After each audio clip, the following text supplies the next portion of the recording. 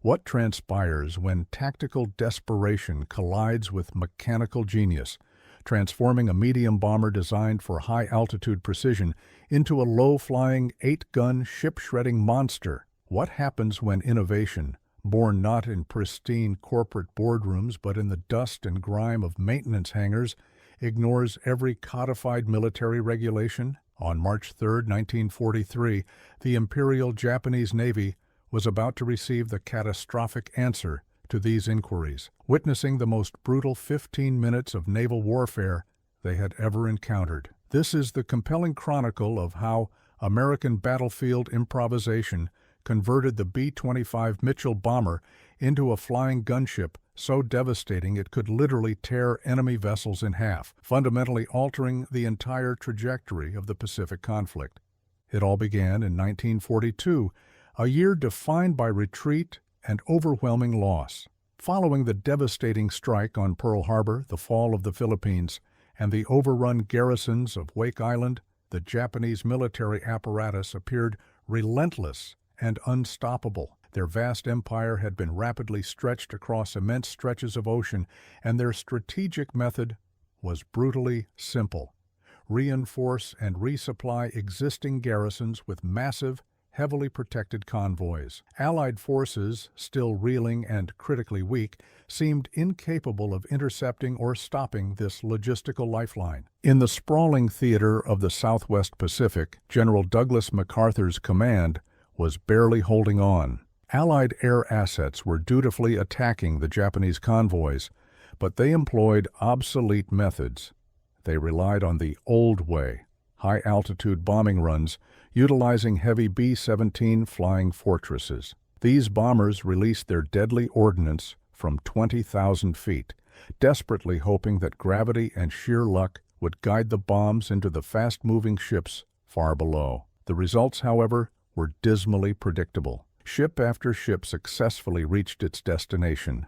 Convoy after convoy delivered crucial troops and supplies to fortify Japanese strongholds across the ocean. The man who would change everything was a grizzled Arkansas native named Paul Irving, known universally as Papy Gunn. Papy was not a product of Annapolis or West Point. He was a 6th grade dropout born in Quitman, Arkansas in 1899. Lacking the formal education required to become a pilot officer, he joined the Navy as a teenager and trained as an aviation mechanic, learning the inner workings of complex aircraft inside and out. Yet his ambition never flagged.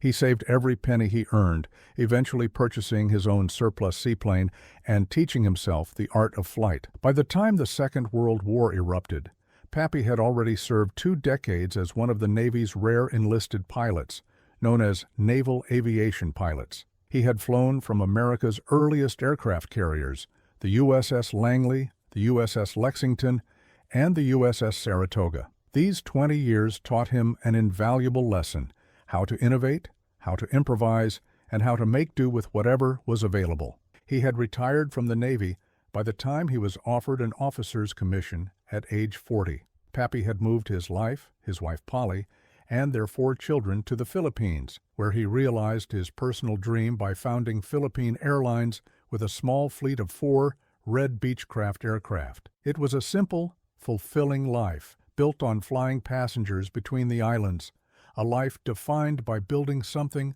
from nothing. December 7, 1941, shattered this tranquil existence. When Japanese forces invaded the Philippines, Papy's family was trapped and subsequently interned in the Santo Tomas camp in Manila. Papy himself narrowly escaped to Australia with a handful of other American personnel. The invasion cost him everything: his home, his airline, and the immediate safety of his family. This immense loss did not break him. Rather, it awakened something profoundly dangerous. A man with 20 years of aviation expertise, nothing left to lose, and an all-consuming need for revenge. Recommissioned as a captain in the Army Air Corps, Papy was put to work. What the Army received was a man utterly obsessed with finding more effective, more lethal methods to kill Japanese ships. Papy Gunn grasped a crucial truth that evaded the high-ranking strategists. Sinking ships cannot be achieved successfully from 20,000 feet. The job demanded being down in the weeds, down where the enemy could see the whites of their attackers' eyes, down where every single bullet mattered. The central military problem remained stubbornly simple, yet seemingly insurmountable. High-altitude bombing was proving spectacularly ineffective against moving targets. B-17 crews dropped their bombs from 4 miles high, watching in frustration as Japanese captains easily turned the wheel and steered their vessels safely out of the way. The bombs harmlessly detonated in the vast ocean, and the convoys continued their journey, delivering fresh troops and supplies to fortify enemy positions. What was urgently required was a radical departure, a complete reassessment of how aircraft could engage naval targets. The attack needed to happen not from above, where ships possessed ample time to maneuver, but from the side, flying low at mast height, making evasion functionally impossible. This shift was not merely a tactical change. It represented a fundamental philosophical revolution that challenged all prevailing assumptions regarding air and sea warfare. Papy Gunn, viewing the problem through the pragmatic, experienced eyes of a mechanic, saw the practical solution. Take a fast, stable, medium bomber, something with the necessary range and speed, and transform it into a specialized flying gunship. His concept was elegant in its brutal simplicity. Strip out the heavy, complex bombardier equipment and instead pack the nose full of heavy machine guns. Pilots would then be trained to attack ships as if they were performing strafing runs on ground targets. The airplane had to become something it was never intended to be, a specialized ship killer. This new concept demanded not just mechanical innovation, but an entirely new combat doctrine: skip bombing. The modified bombers would roar in at wave-top height, racing across the water's surface, and release their bombs. The bombs would effectively skip across the water like flat stones, slamming into the sides of the Japanese ships. Hitting a vessel at or just below the waterline was devastating, as this point represented the thinnest armor. The genius of Papy's vision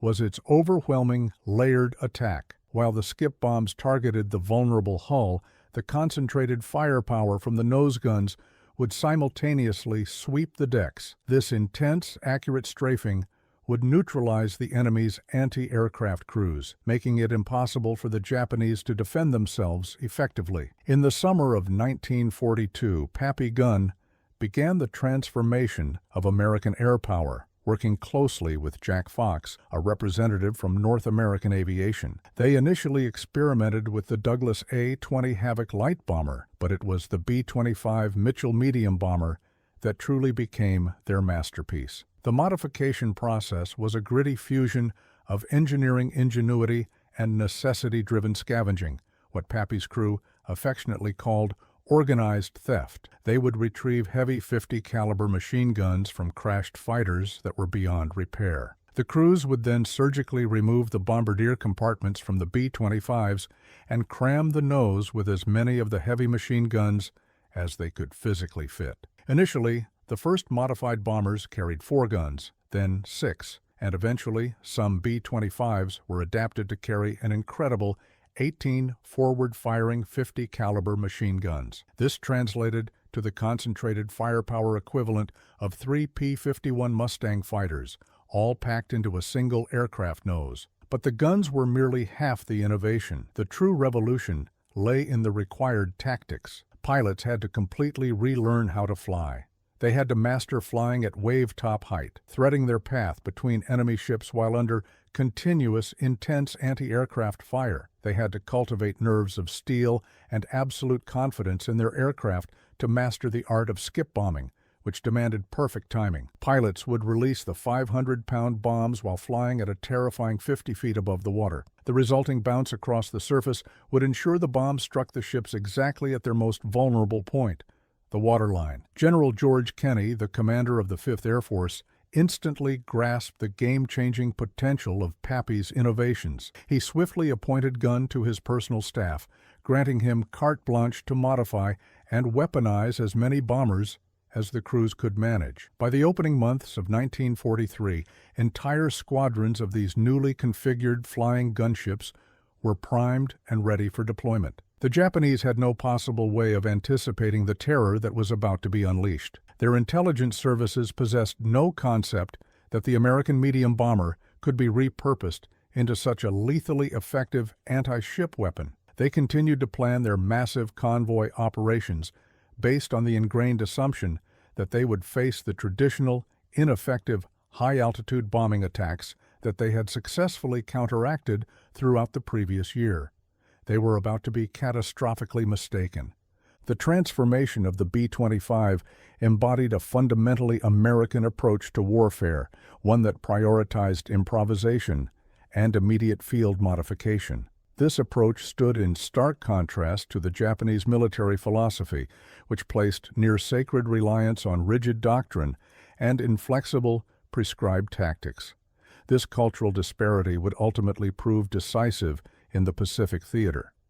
Japanese commanders had invested decades in perfecting elaborate convoy escort procedures designed specifically to counter established naval and traditional aerial threats. Their destroyer escorts knew precisely where to position themselves to minimize damage from expected high-altitude attacks. Their anti-aircraft crews were meticulously trained to engage bombers approaching from predictable, high-angle attack vectors. But Papy Gunn's modifications created an entirely new, unclassified threat. These aircraft were not traditional bombers following predictable attack patterns.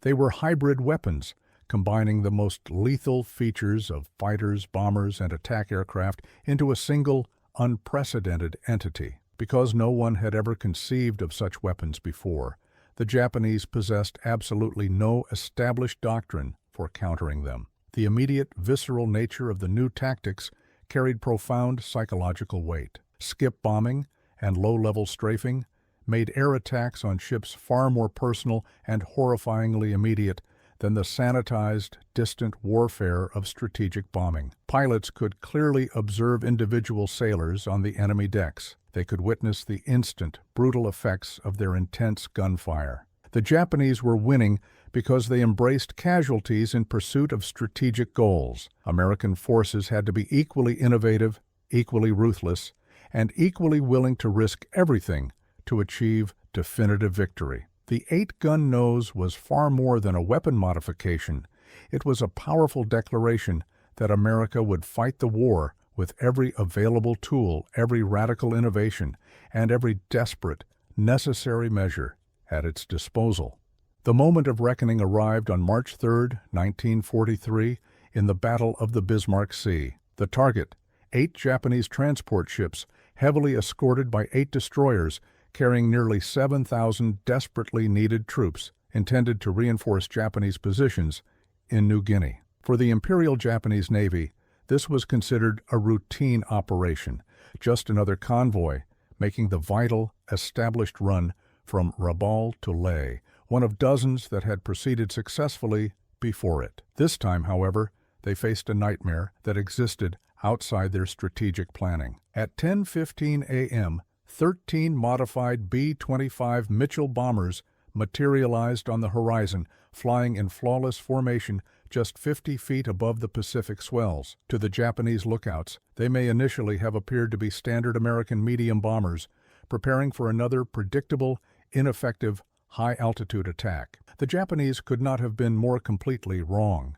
As the B-25 screamed toward attack range, their noses instantly erupted in a blinding sheet of flame. With 850 caliber machine guns per aircraft, over 100 heavy machine guns in total began pouring continuous rounds into the Japanese ships at an estimated rate of 8,000 bullets every minute. The sheer, overwhelming concentration of sustained firepower was unlike anything the Imperial Navy had ever been forced to endure. Ship crews were violently swept from their deck stations.